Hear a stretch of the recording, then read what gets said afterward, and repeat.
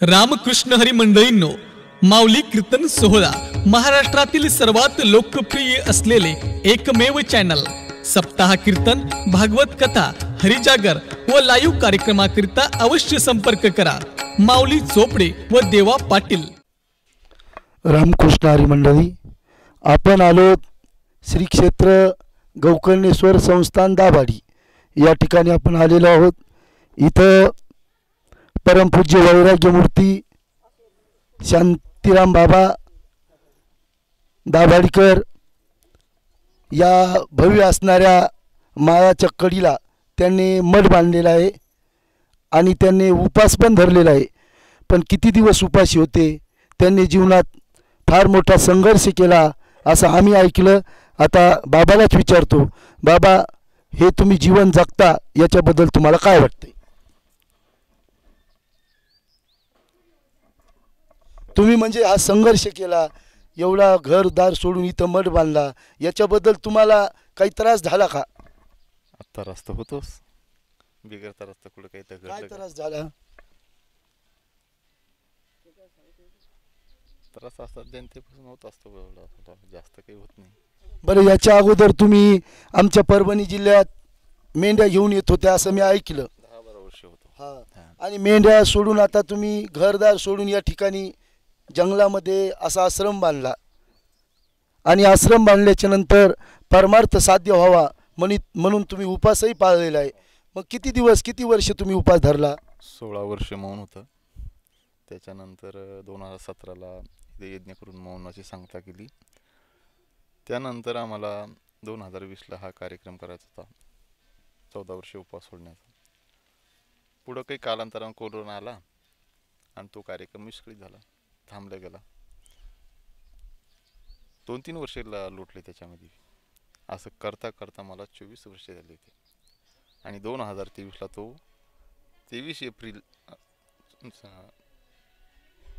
23 मार्च ते 31 मार्चात ह्या ठिकाणी भव्य 10 दिवसाचा कार्यक्रम झाला.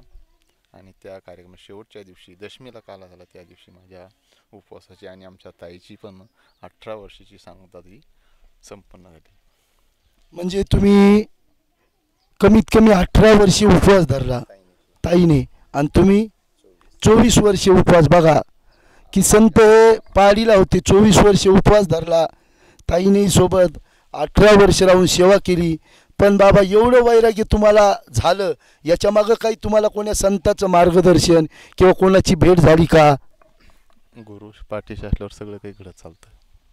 म्हणजे तुम्हाला गुरुची भेट झाली आणि एवढा त्याग तुम्ही घरादाराचा करून या ठिकाणी आलात. गुरु उपदेशाशिवाय दुसरं काही घडत नाही, देव भेटत नाही आणि ज्ञानही मिळत नाही. बरं, मी आपलं ऐकून आहे तुमचं भरपूर असणारं शिष्यमंडळ आहे आणि तुम्हाला बऱ्यापैकी आता मला वाटतं सहकार्य करतात. या ठिकाणी तुम्ही श्रीमद भागवत कथा लावली, रोज मोठमोठाल्या वक्त्याचे कीर्तन होतात. मग हे तुम्ही सगळं एवढं मोठं कसं काय करता? याच्या मागं तुम्हाला काय देणगी मिळते? ते सर्व आमच्या आयोजक ताई करतात. सगळं म्हणजे सगळं नियोजन संयोजक ताई करतात. नियोजन सगळं ताई. बरं बरं ताई, मी तर आजपर्यंत मोबाईलवर पण बोलत नाही. म्हणजे आजही तुमचं मौनच आहे? मोबाईलबद्दल मौनच आहे माझं. आता उपास सुटला ना तुमचा? हो, सुटला. 1 वर्ष झालं आणि ते 25 वर्ष असल्यामुळे आम्ही भक्ती रोपे महोत्सव कार्यक्रम करण्याचं ठरवलं होतं. मागच्या वर्षी काल्याच्या दिवशी जगजाहीर करून दिलं होतं ते. आता बऱ्यापैकी, आता आम्ही डोळ्यांनी पाहिलं, बऱ्यापैकी समाज या ठिकाणी येतो, तुम्हाला सहकार्य करतो आणि बरेच जण म्हणतात खरंच नाव तशी शांतिगिरी बाबा नाव आहे आणि ते पण शांत आहेत. हे खरं आहे का? मनाचा एक हेतू होता, कोणाचा उद्धार हो न हो पण या भूमीचा उद्धार व्हावा, ह्या डोंगराच्या दगडांचा उद्धार व्हावा. बरं, ताई तुम्ही किती वर्ष झालं महाराजासोबत आहात? 19 वर्ष कंप्लीट झाले, 20व्या वर्षीला सुरुवात आहे. बरं, या कलियुगाच्या काळामध्ये ताई आणि बाबा दोघेच इथं राहतात. म्हणजे माझं असं मत आहे की एक सत्पुरुष साधू इथं राहतात पण त्यांचा विषय नारायण झालेला असतो. पण याच्या मागे तुम्हाला समाजाचा त्रास झाला का नाही? हो, झाला, खूप झाला. किती वर्ष समाजाने तुम्हाला त्रास दिला? 2017 पर्यंत. बाबा जोपर्यंत मोह सुटत नाही तोपर्यंत त्रासच होता. म्हणजे समाज तुम्हाला काहीतरी बोलत होतं. हो समाजाचा त्रास. बरं, आज मला असं पाहायला मिळालं की आज काही तुम्हाला कोणाचा त्रास नाही. जे लोक तुम्हाला त्रास देत होते आज त्यांचा त्रास आहे का? नाही, आज तेच दर्शन घेता. म्हणजे आज त्यांना महाराजाचं आणि साध्वी ताईमाईचं हे वास्तविक सत्य माझ्या हिशोबाने त्यांच्या डोळ्यासमोर आलं. अनेक कलियुग आहे, त्रास होतच असते. आता एवढा समुदाय आला, तुम्ही महाराजाची आई का? महाराजाने घर किती वर्षापासून सोडलं? मला सांगता येत नाही. महाराज येतात का भेटीला? नाही, मी आम्ही त्याचं भेटेला. तुम्हीच भेटीला येतात. बरं, महाराजांनी घर सोडलं पुन्हा घरी आले नाही. बरं बरं, चालतंय. तुम्ही इथं येऊन तुम्हाला काय वाटलं? आम्हाला चांगलं वाटलं. समाधान वाटलं? हा, समाधान दरवर्षी वाटलं. येता का तुम्ही? दरवर्षी इथेच राहा वाटतं आम्हाला. इथेच राहावं वाटतं. वा वा वा. बरं, तुम्ही कुठले आहेत? आम्ही पिंपळगावचे. पिंपळगाव. या ठिकाणी किती वर्षापासून येता तुम्ही? आम्ही 7-8 वर्षापासून येतो. म्हणजे बाबा तुमचे कोण आहेत? गुरु. बाबा गुरु. वा वा. तुम्ही ताई कुठून आल्या? गोलडगाव बोलवलीगाव. कशासाठी आल्या? सप्त्याला. दरवर्षी येता का? नाही, नाही, ह्याच वर्षी आल्या. इथं आल्याच्या नंतर तुम्हाला काय वाटलं? आनंद वाटला ना. समाधान वाटलं ना? आजी तुम्ही?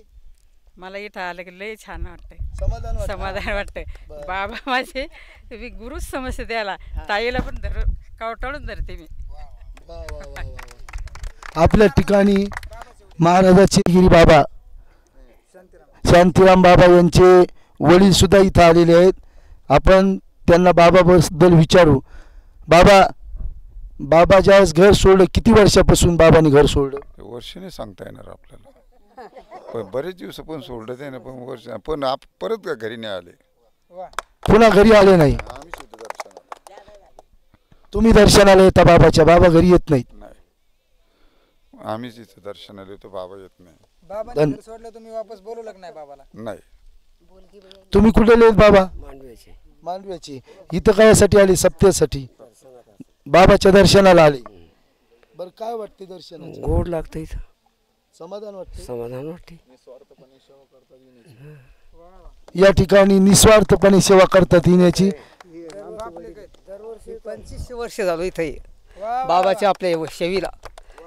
आज ही बाबाची सेवा चांगली झालेली आहे आणि आपल्याला आज बी मान्यता आहे. या अशी सेवा कुठंच भेटणार नाही आहे. ह्या भक्ताची आपल्याला कुठंच सेवा भेटणार नाही ही सेवा सारखी. बरं, आमच्या ताईमाई या बाबाला वडील समजतात, कारण मी त्यांच्याही तोंडातून ऐकलं. पण वडील समज असताना ताईमाईला मला एक विचारायचं, ताईमाई बाबाची सेवा करत असताना तो आनंद वेगळाच असं नाही का? कारण ते साधू आहेत. हो खूप वेगळा आहे, जगाच्या पलीकडचा वेगळा आहे. तुम्ही कुठले ताई? बदनापूर पाशी धोपटेश्वर आहे. धोपटेश्वर. इथं तुम्ही कार्यक्रमासाठी दरवर्षी येता का? दरवर्षी येतो. दुसरं वर्ष आहे बाबाकडे येण्याचं. बरं, बाबाचं दर्शन घेतल्याच्या नंतर तुम्हाला काय वाटते? बाबा जे बोलले ते आम्हाला सगळं साध्य झालेलं आहे आजपर्यंत. इलेक्शनचं पॉम्पलेट घेऊन मी बाबाकडे आले होते. बाबांनी सांगितलं ताई तुमच्या अंगावर गुलाल पाडा तर मला भेटायला या. तर तसंच आम्ही भेटायला आलो, बाहेरच्या बाहेर, घरी न जाता. म्हणजे बाबाकडे चमत्कार महिमा आहे पण ते दाखवत नाही. चमत्कार म्हणून नाही, बाबाच्या आत्मविश्वासातून भक्ती आहे, चमत्कार नाही. चालतं. इथं आमचे दत्ता महाराज नखाते आहेत. ते 2-4 वर्षापासून या कार्यक्रमाला येतात. महाराज, तुम्हाला कार्यक्रमाला आल्याच्या नंतर इथं कसं काय वातावरण वाटते? नाही, इथं आल्यावरती पहिल्या दिवशी थोडं वेगळं वाटलं, पण नंतर इतकं करमायलं की इथला आनंद पाहून असं वाटतं की आम्ही रोज कार्यक्रम करतोय, पण हा आनंद कुठंही बघितला नाही.